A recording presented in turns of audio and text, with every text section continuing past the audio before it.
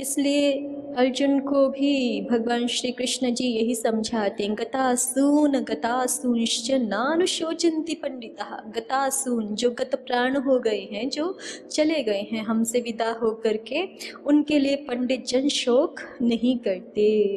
जो कर सकते हैं वही करते हैं। क्या कर सकते हैं? प्रार्थना कर सकते हैं कि जाने वाली, विदा होने वाली आत्मा की अच्छी सद्गति हो, ऐसा भाव रख सकते हैं, हित का भाव रख सकते हैं। यही सबसे उत्तम भाव है कि सबका भला हो, सबका कल्याण हो, सबका मंगल हो, ऐसा ही भाव रखते हैं। तो नष्टम नेच्छन्ति शोचितुम। फिर दूसरी बात आती है कि धन आदि पदार्थ नष्ट हो जाते हैं बहुत बार, है ना। मनुष्य बहुत पुरुषार्थ करता है भौतिक सुविधाओं को जुटाने में, और फिर आ भी जाती है लक्ष्मी, लेकिन चली भी कब जाती है, ऐसे बहुत जल्दी से खिसक के कि मनुष्य को पता भी नहीं चलता। तो उसमें फिर कैसे विकल ना हो, पुरुषार्थ करके कमाया था, ऐसे लगता है ना कि इतना पुरुषार्थ करके कमाया था, फिर नष्ट हो गया। तो ये जो नष्ट हो जाता है ये भी प्रारब्धवशात ही होता है। सबका नष्ट हो जाता है ऐसा तो नहीं होता। किसी का नष्ट हो जाता है, किसी के पास रुक भी जाता है ना। तो जब नष्ट हो जाता है तो भी उतना धैर्य रखना चाहिए कि फिर से कमा सकते हैं। प्रारब्धवशात नष्ट हो गया है और हमें आवश्यकता है अपने स्वधर्म के पालन के लिए, तो उसमें फिर से पुरुषार्थ करेंगे। धन ही तो नष्ट हुआ है, हाथ पैर तो नष्ट नहीं हो गए, है ना। शरीर तो नष्ट नहीं हो गया, साधन बने हुए हैं पुरुषार्थ के, फिर से पुरुषार्थ करेंगे, फिर से प्राप्त करेंगे अगर आवश्यकता है तो। और यदि आध्यात्म की बहुत गहरी स्थिति है तो इस धन नाश को भी कृपा के रूप में ही देखा जाता है। कुंती माता जी भगवान श्री कृष्ण जी से यही प्रार्थना करती हैं, विपदः सन्तु न शश्वत तत्र तत्र धनंजय। जब युद्ध पूरा हुआ और भगवान कृष्ण जी अपने घर चलने लगे तो कुंती जी ने कहा कि फिर आपका वियोग हो रहा है हमें तो इससे अच्छा तो यही था कि जब जब हम पर संकट आता था, कष्ट आता था, तो आपके दर्शन होते रहते थे, आपसे मिलना होता रहता था।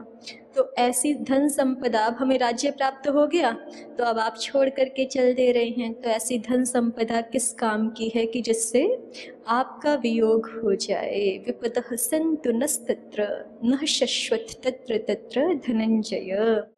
भवतां दर्शनम यत् स्यात् अपुनर्भव दर्शनम।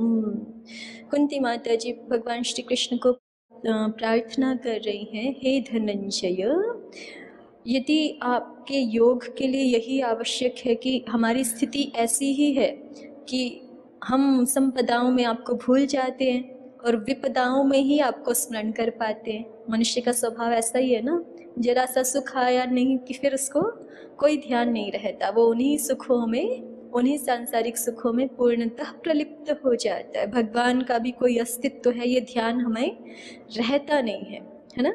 सामान्य स्वाभाविक बुद्धि इसी प्रकार की होती है कि उसको सांसारिक विषय अपनी ओर आकृष्ट करके मोहित कर लेते हैं, और जब मोहित कर लेते हैं तो भगवत पूजन का, अर्चन का, भगवत सुमिरन का भी व्यक्ति को समय भी नहीं होता और ध्यान भी नहीं होता और उस और प्रीति भी नहीं होती, आकर्षण नहीं होता। जब कोई दुख आता है तो फिर भगवान जी की याद आ जाती है। कुंती जी का तो हृदय प्रेम से, भक्ति से परिपूर्ण है, तो वो यही प्रार्थना कर रही हैं कि हे धनंजय, आप हम पर ऐसी ही कृपा करो कि हम पर विपदाएं ही लगातार बनी रहें। क्यों? क्योंकि विपदाओं में ही यदि आपका योग होना है तो विपदाएं ही अच्छी हैं संपदाओं की अपेक्षा भी। भगवान स्वयं कहते हैं, हमारी बहुत लौकिक बुद्धि होती है तो हम बहुत अलग तरह से देखते हैं कि हमारी धन संपदा बढ़ती है तो हमको ऐसे लगता है कि हम बढ़े, हाँ, हमारी पद प्रतिष्ठा बढ़ती है तो हमें ऐसे लगता है कि हम बढ़े। लेकिन भगवान जी की तो दूसरी ही घोषणा है। श्रीमद् भागवतम में भगवान जी कहते हैं, यस्याहम् अनुगृह्णामि धना हरामि तस्य धनं शनैः, यस्याहम् अनुगृह्णामि हरिष्ये तद्धनं शनैः। कि जिस पे मैं बड़ा अनुग्रह करता हूँ ना, उसका सब कुछ छीन लेता हूँ। अब ये बात समझ में आनी बहुत मुश्किल है ना? और फिर ये सुनते ही डर भी लगता है, डर लगता है ना। सामान्य लौकिक बुद्धि से तो हम यही चाहते हैं कि हमारे घर परिवार में सुख शांति समृद्धि बनी रहे, सब कुछ हम एक साथ रहें, सब कुछ हमें अच्छे से प्राप्त होता रहे। तो खैर ये अध्यात्म की बातें, उसको अभी छोड़ देते हैं हम ज़्यादा गूढ़ता वाले पक्ष को। नष्टम नेच्छन्ति शोचितुम, सामान्य रूप से भी देखें इस प्रसंग को तो नष्टम नेच्छन्ति शोचितुम, जो पदार्थ नष्ट हो गया है उस पर शोक करने की बुद्धिमान पुरुष इच्छा नहीं करते, क्योंकि उस पर शोक करने से भी, कितना भी शोक करने से जीवन हमारा और नष्ट प्राय ही होता जाता है, उसका कोई लाभ होता नहीं है। तो इसलिए जो अनष्ट है, जो बच गया है, उसके लिए पुरुषार्थ करना, उसके बारे में सोचना। जो समय नष्ट हो चुका है उसका अब कुछ भी नहीं किया जा सकता है ना, जो वस्तु नष्ट हो गई है उसका कुछ भी नहीं किया जा सकता। हाँ, नए उपार्जन के लिए व्यक्ति बुद्धिमत्तापूर्वक प्रयास कर सकता है। तो पंडितों का ये लक्षण है, न अप्राप्यम अभिवांछन्ति, प्राप्त करने के अयोग्य पदार्थों की इच्छा नहीं करते। नष्टम नेच्छन्ति शोचितुम, और किन्हीं पदार्थों के नष्ट भ्रष्ट हो जाने पर भी शोक करने की अभिलाषा नहीं करते। आपत्सु च न मुष्यन्ति, आपत्सु च न मुष्यन्ति, और आपदाओं में कभी मोहित नहीं होते, मूढ़ नहीं होते। बड़े बड़े दुख से युक्त व्यवहारों की प्राप्ति हो जाने पर भी मूढ़ होकर के घबराते नहीं हैं कि अरे ये हमारे साथ क्या हो गया। उसमें भी धैर्य रखते हैं, उसमें भी पुरुषार्थ पर अटल रहते हैं, उसमें भी अपने मार्ग पर अविचल रहते हैं। ये बुद्धिमान जनों का लक्षण है। तो ये 3 बातें यहाँ इस श्लोक में कही गई हैं, एक बार दोहरा लीजिए। न अप्राप्यम अभिवांछन्ति, नष्टम नेच्छन्ति शोचितुम, आपत्सु च न मुष्यन्ति नराः पंडितबुद्धयः, नाप्राप्यम् अभिवाञ्छन्ति नष्टं नेच्छन्ति शोचितुम्, आपत्सु च न मुष्यन्ति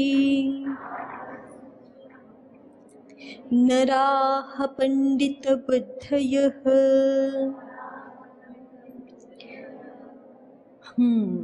ना प्राप्यम अभिवांछन्ति नष्टम निच्छन्ति शोचितुम, आपत्सु च न मुष्यन्ति नराः पंडित बुद्धयः। अब ये जो तीसरी बात यहाँ पर कही गई है, आपत्सु च न मुष्यन्ति, आपदाओं में जो घबराते नहीं हैं। तो आपदाओं में कोई ना घबराए, ये कैसे हो सकता है? आपदाएं आती है तो प्राय करके व्यक्ति जो है विकलता को प्राप्त हो ही जाता है, उसका मन घबराने लग ही जाता है।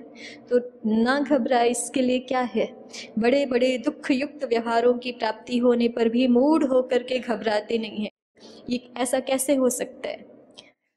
तो ऐसा 2 तरह से ही हो सकता है, एक तो आत्म प्रतिष्ठ हो और दूसरा ईश्वर में अति दृढ़ विश्वासी हो, है ना, जो आत्म स्वरूप को पहचानता हो। जैसे जितने भी क्रांतिकारी थे वो इस रूप में, इस तरह से, एक तरह से आत्म स्वरूप में प्रतिष्ठित थे। वो जानते थे कि देह आनी जानी है और आत्मा तो नित्य है, तब वो इतने दृढ़ बलिदान की भावना से युक्त हो पाए, है ना।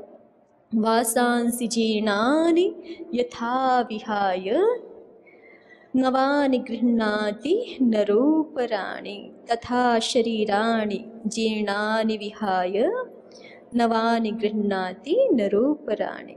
जैसे वस्त्रों को बदलते हैं वैसे ही शरीर बदलते रहते हैं। आत्म तत्व तो नित्य है, न जायते म्रियते वा कदाचित्, नायं भविता भूयः नायं भविता भूतः वा न भूतः। ये आत्म तत्व कभी ना तो मरता है ना उत्पन्न होता है। कभी ऐसा नहीं था कि ये भूतकाल में नहीं था कि आगे उत्पन्न हो जाएगा, ऐसा नहीं है। ये तो आत्म तत्व नित्य ही है। ऐसे जो आत्मा के नित्य स्वरूप को जानता है और शरीर आदियों को और भौतिक साधनों के परिवर्तनशील स्वभाव को जानता है, वो व्यक्ति मोह को प्राप्त नहीं होता। आपत्सूच नमुष्यन्ति, इसका एक उपाय ये है कि आत्म प्रतिष्ठ हो, आत्म स्वरूप को पहचानने वाला हो। और दूसरा क्या है, महर्षि दयानंद जी ने कहा है कि भक्ति का क्या लाभ है, भगवत उपासना का क्या लाभ है।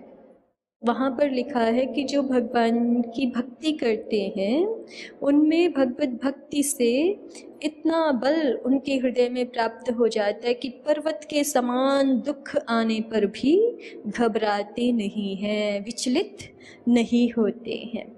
तो ये जो पंडितों के लक्षण दिए गए हैं, विद्वत जनों के लक्षण दिए गए हैं, आपत्सूच नमुष्यन्ति, ये तो एक परिणाम बताया जा रहा है। उसका वास्तविक स्वरूप क्या है कि विद्वान जन वही है, बुद्धिमान पुरुष वही है जो आत्म प्रतिष्ठ है, आत्मा के स्वरूप को ठीक से जानता है, शरीर आदियों के संसार के क्षण भंगुर स्वरूप को भी ठीक से पहचानता है। वही व्यक्ति बुद्धिमान पुरुष है। अर्थात इसको दूसरे शब्दों में कहें तो नित्य अनित्य विवेक में जो प्रतिष्ठित है, सद और असद की जिसको पहचान है, मिथ्या और सत्य को जो ठीक से पहचानता है, और इसी तरह से ईश्वर में जिसका दृढ़ विश्वास है, ईश्वर में जिसकी अव्यभिचारिणी भक्ति है, जिसके जीवन में ये दो होंगे उसके जीवन में ये फल अपने आप दिखाई पड़ेगा कि आपत्सु च नमुष्यन्ति।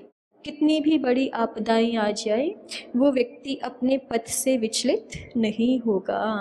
बड़े बड़े दुखों से युक्त व्यवहारों की प्राप्ति में भी मूढ़ हो करके घबराते नहीं हैं। वे मनुष्य पंडितों की बुद्धि से युक्त कहते हैं। तो ये आंतरिक जीवन की बातें हैं सारी। अब ये कोई बाहर थोड़ी दिखाई पड़ते हैं ये गुण। ना प्राप्यम अभिवांछन्ति नष्टम नेच्छन्ति शोचितुम आपत्सु च नमुष्यन्ति नराः पंडित बुद्धयः।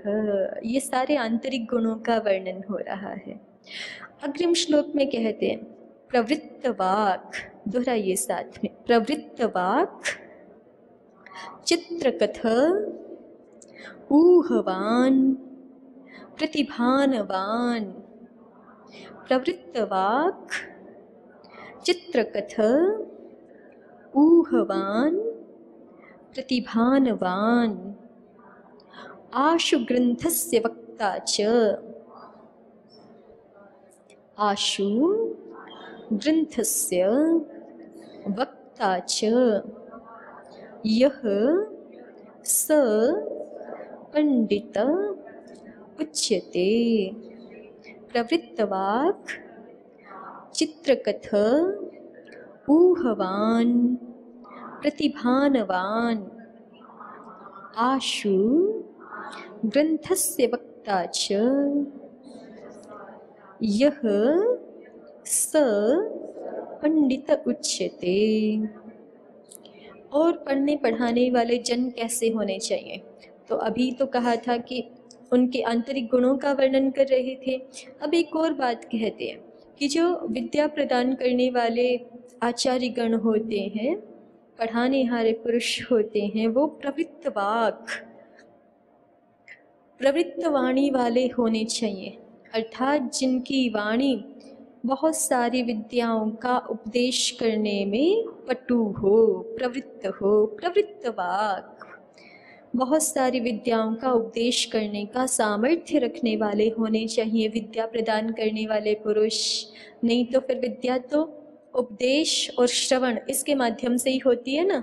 यदि उपदेश में योग्य नहीं होंगे आचार्यगण तो विद्या का ग्रहण ठीक से नहीं करा सकेंगे, नहीं हो पाएगा। इसलिए कह रहे हैं प्रवृत्त वाक्, अनेक विषयों में जिनकी योग्यता हो, अनेक विद्याओं का जो उत्तम रीति से उपदेश करने में समर्थ हो, बहुत सारी विद्याओं में जो प्रवृत्त वाक व्यवहार वाले हों, ऐसे आचार्यगण होने चाहिए, प्रवृत्त वाक। और दूसरा चित्रकथा। चित्रकथा माने अत्यंत अद्भुत विद्याओं की कथाओं को करने वाले होने चाहिए। उन बहुत, अर्थात दूसरी तरह से कहें इसको तो बहुत सारे शास्त्रों में निपुण होने चाहिए, बहुत सारे शास्त्रों का उनको ज्ञान होना चाहिए, तभी वो इतिहास के दृष्टांत लेकर के किसी विषय को अच्छी प्रकार से स्पष्ट कर सकते हैं।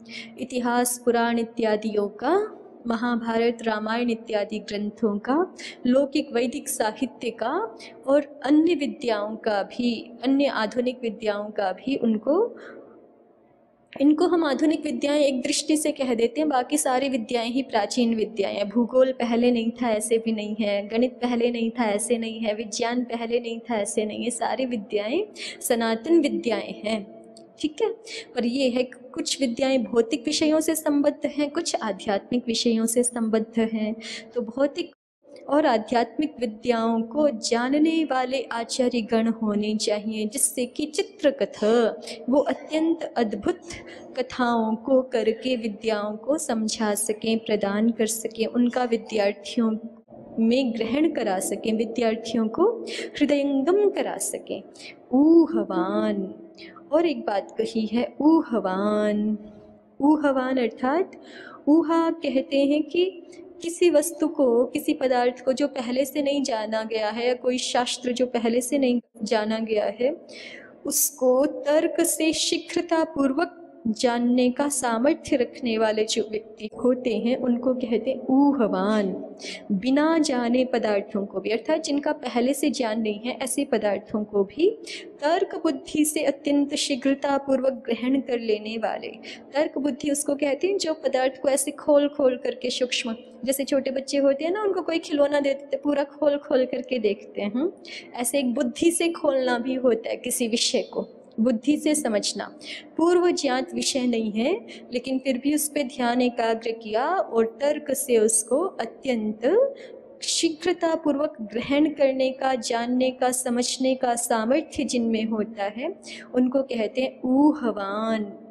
ऊह अर्थात जिनकी तार्किक बुद्धि अत्यंत प्रबल हो, ऐसे होने चाहिए विद्या पढ़ाने वाले जन। और प्रतिभावान, प्रतिभा युक्त होनी चाहिए। प्रतिभा किसको कहते हैं कि पढ़ा सुना और उसको उपस्थित रखने में भी जो समर्थ हो। पढ़ा सुना है और उपस्थित भी रहे। पढ़ा सुना तो है लेकिन गायब हो जाए, जैसे अभी पढ़ रहे हैं, सुन रहे हैं और यहाँ से बाहर निकलते ही सब गायब हो जाए, तो फिर हमारी बुद्धि जो है वो प्रतिभा युक्त नहीं है, बुद्धि में प्रतिभा रूप वैशिष्ट्य नहीं है। प्रतिभावान, जो प्रतिभा युक्त बुद्धि के धनी पुरुष हैं, उनको कहेंगे प्रतिभावान। ये एक अर्थ है प्रतिभा का, कि सुनी और विचारी हुई विद्याओं को जो सदैव उपस्थित रखते हैं वो प्रतिभावान होते हैं। और प्रतिभावान का एक दूसरा भी अर्थ है कि जिनके हृदय में किसी विषय का, अज्ञात विषय का भी ज्ञान स्फुरित हो जाता है। किसी विशेष स्थिति में कोई विशेष आवश्यकता पड़ती है, हमने उस विषय को ना पहले देखा है, ना सुना है, ना जाना हुआ है, लेकिन फिर भी भगवत कृपा से या पूर्व संस्कार से उस स्थिति विशेष में, परिस्थिति विशेष में यदि वो विद्या का अंश हमारे चित्त में से ही स्फुरित हो जाता है, उसको कहते हैं प्रतिभा। और उस प्रतिभा से, प्रतिभा शक्ति से जो युक्त हैं वो प्रतिभावान। तो पढ़ाने वाले पुरुष, विद्याओं का ग्रहण कराने वाले मनुष्य ऐसे होने चाहिए। प्रवृत्तवाक, चित्रकथा, ऊहवान, प्रतिभावान। और आशु ग्रंथस्य वक्ता च, सब विद्याओं के ग्रंथों को अन्य मनुष्यों को आशु वक्ता, शीघ्रता पूर्वक पढ़ाने वाले मनुष्य, जो स्वयं तो बहुत पढ़े हुए हैं लेकिन जिनको यदि पढ़ाने का गुण नहीं है, विद्यार्थियों को कैसे, जो हमने मान लीजिए 20 वर्षों में सीखा, यदि वही हमारे पास बहुत योग्यता है इस दृष्टि से, तो हम सामने वाले व्यक्ति को 2, 3, 4 साल में भी 5 साल में भी ग्रहण करा सकते होते हैं, है ना। जो ऋषियों ने ग्रंथ रचना की है ना, जैसे महर्षि पतंजलि जी ने योग दर्शन की रचना की है, तो उन्होंने अपने पूरे जीवन भर तपश्चर्या से, पूरे जीवन भर उस विद्या का अभ्यास करके उसका जो सार रूप था वो अत्यंत करुणा करके हम मनुष्यों के लिए थोड़े से सूत्रों में निबद्ध कर दिया, और अब उसको हम चाहें तो बहुत थोड़े से समय में ध्यान पूर्वक अध्ययन करें तो थोड़े से समय में ग्रहण कर सकते हैं। उसका साक्षात्कार करना तो फिर एक अलग बात है, लेकिन उसको समझना कम से कम बौद्धिक रूप से, योग का विषय क्या है, क्या उसके साधक हैं, बाधक हैं, ये ज्ञान हो जाना, योग की परिभाषा क्या है, योग का वास्तविक स्वरूप क्या है, योग की विभूतियाँ क्या हैं, ये सब ज्ञान हो जाना, या योग के प्रकार कितने हैं, समाधियों के स्तर किस किस प्रकार के होते हैं, ये कम से कम हम बौद्धिक रूप में बहुत शीघ्रता से अत्यल्प काल में ही जान सकते हैं। तो ये जो कहा है आशु ग्रंथस्य वक्ता, पढ़ाने हारे जन ऐसे होने चाहिए जो विद्याओं का अत्यंत कुशलता से अल्पकाल में ही उपदेश करने में समर्थ हो जाए, समर्थ होवे। यह स पंडित उच्यते, जिनमें इस प्रकार की योग्यता होती, जो विद्यार्थियों को अति उत्तमता से विद्या का ग्रहण करने में, विद्या का उपदेश करने में समर्थ होते हैं। स पंडित उच्यते, उनको ही पंडित ऐसा कहा जाता है। प्रवृत्तवाक् चित्रकथ ऊहवान् प्रतिभानवान् आशु ग्रंथस्य वक्ता च यः स पंडित उच्यते। बोलिए मेरे साथ एक बार, प्रवृत्तवाक् चित्रकथ ऊहवान् प्रतिभानवान् आशु ग्रंथस्य वक्ता च यः स पंडित उच्यते। और एक श्लोक उद्धृत कर रहे हैं, श्रुतं प्रज्ञानुगम यस्य प्रज्ञा चैव श्रुतानुगा असंभिन्नार्यमर्यादः पंडिताख्यां लभेत सः। श्रुतं, बोलिए, श्रुतं प्रज्ञानुगम यस्य, श्रुतं प्रज्ञानुगम यस्य प्रज्ञा चैव श्रुतानुगा, प्रज्ञा चैव श्रुतानुगा असंभिन्न आर्यमर्यादः, असंभिन्न आर्यमर्यादः पंडिताख्यां लभेत सः, पंडिताख्यां लभेत सः। अब इसका अर्थ हम आगे देखेंगे। अद्वैतावदेव। ओम शांति शांति शांति। ओम श्री परमात्मने नमः।